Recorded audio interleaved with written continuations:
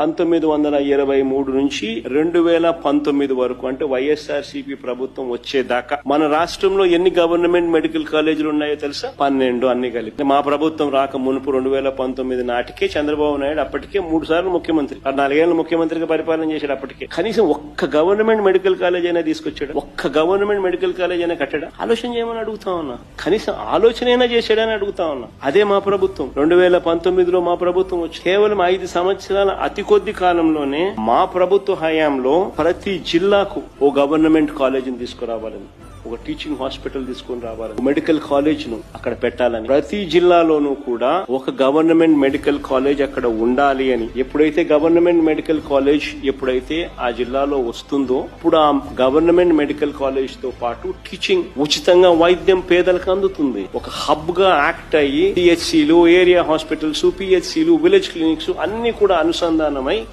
ప్రజలకు మెరుగైన వైద్యం ఆ జిల్లాలో మొత్తం అందుబాటులోకి వస్తుంది.